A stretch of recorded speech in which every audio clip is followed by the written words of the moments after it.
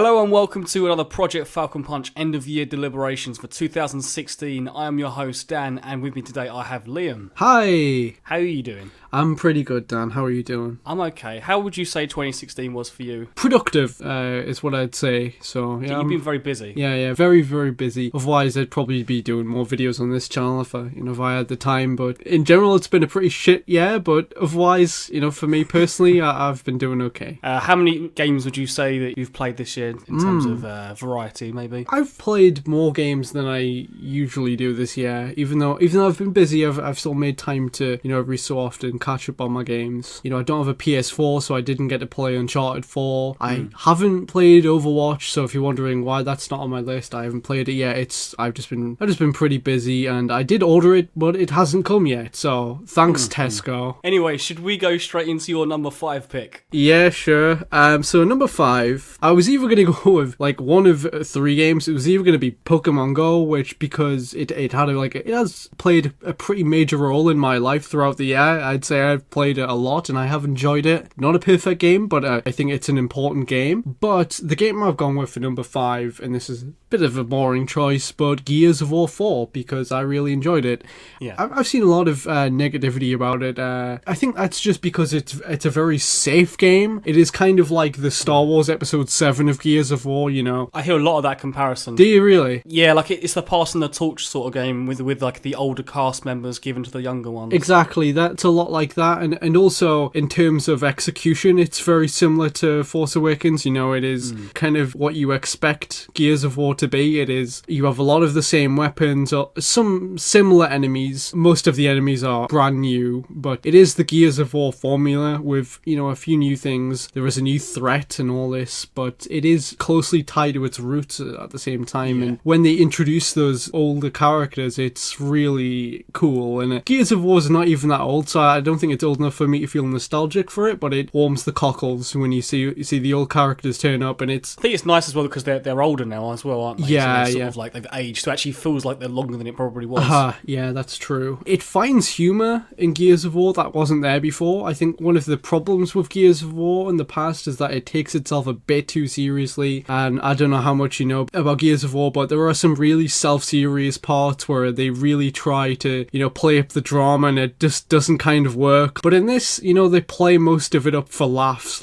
There's a lot of banter throughout the game, and sometimes it can get a bit much, but in general, I think it works really well with this type of game. I like all the new characters, I like the direction they're going in, it's interesting, it is a really fun game. I've enjoyed the online, I like their horde mode. For the most part, I really enjoyed the campaign, especially the last kind of section of it when it ramp up the scale and it gets a bit Pacific Rim and crazy, and I enjoyed that. It's worth playing, I think, for that part alone. It's pretty nuts. Anyway, I'll move on to number 4. Yeah. And I've got Inside. I don't know if you... I love Inside. Yeah, you might have this on your list, I'm not sure, Dan, but... We'll see.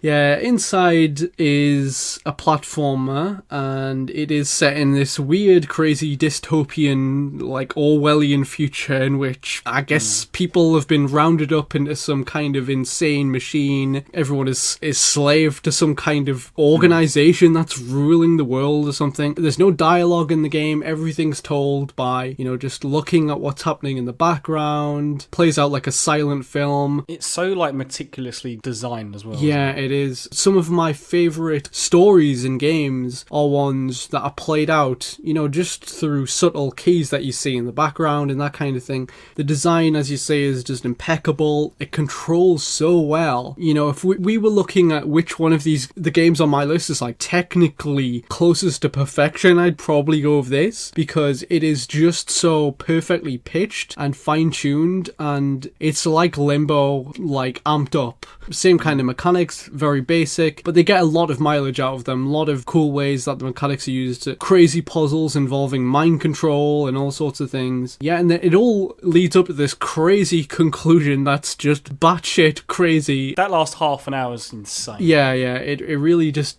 goes in a place that you don't expect at all. If you play it, try to go in with knowing as little about it as you can. Don't look up anything. Just go in and play it as I did and enjoy the surprise. How weird and emotional the ending is. It's very kind of abrupt and grim, but in a good way. I enjoyed it a lot. I thought it would have been been higher on my list, but I found other games that I really enjoyed. And number 3, I didn't really expect to be saying this actually, but I've got Watch Dogs 2 at number 3. Wow, I did not expect that. Really? I really like this game, to be honest. I was a bit of an apologist for the first Watch Dogs. I mean, it has like one of the worst protagonists in gaming history, I think. That iconic hat. Yep, Aiden Pierce is just terrible in every way. Happily, Watch Dogs 2 moves away from that grimdark bullshit of Watch Dogs 1, and it's a lot more fun. It's set in San Francisco, everything's bright and cheery and hopeful, and it continues the ongoing narrative of the first one. There's not a lot connecting the two, other than it's the same kind of premise. CTOS has been installed all over San Francisco, and there's militarized hackers. Yeah, it's very got like a bunch of in-jokes and stuff. It's got a Ubisoft building, I think, isn't it? Yeah, that is just getting to one of the best things about it. The missions in the game, the side missions are just awesome. Like, it has some of the best side missions I think I've ever seen in a game because they're so unique. They're not the typical Ubisoft side missions that are just like copy and pasted, and you don't have to climb up any towers to access parts of the map or none of that ridiculous bullshit.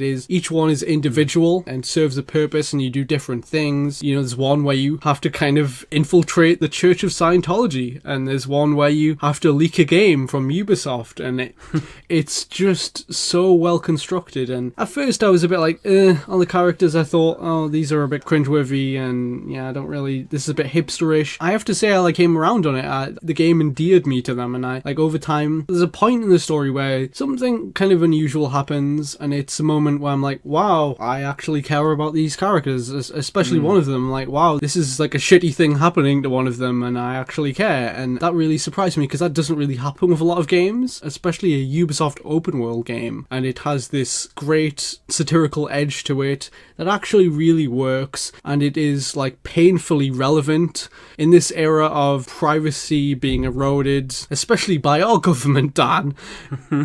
It's obviously nonsense, but it is a fun stick it to the man militarized hacker thing where you go and you fuck things up for politicians and celebrities, and it's silly, and I really liked it. And they pretty much improved all of the mechanics from the first game, and the hacking's a lot more interesting. It really took me by surprise, and yeah, I would recommend it to everyone. Okay, that's great then. What have you got down as your number 2 game? So number 2, number 1, I think are interchangeable. I'm just going to go with Doom for 2, but as I say, they're interchangeable. I couldn't come up with a definitive number 1, but let's just put Doom at number 2. If I could recommend one game that you play from this year, it would be Doom, because Doom is so fucking good. It is so polished, so fast-paced and satisfying. Everything about it is so brilliant. I love the sound design. I don't think that gets enough love, actually. The sound music evolves based upon your performance and what you're doing in the game. Oh my god, it's just so fun to play. You can't really put it into words until you play it yourself. I love the XP progression and the crazy boss fights and the goal kills, and it's so violent. I've only played the demo, but the actual gameplay style itself is so aggressive. Like, it encourages the offensive. When you first start playing it, at least for me, I played it for the first 5 minutes and it kicked my arse. I was just playing on normal, and I was like, fuck, this is pretty hard. But very quickly you become attuned to the pacing and how ridiculous it is. You just learn to stay on your feet and keep moving, otherwise you will die.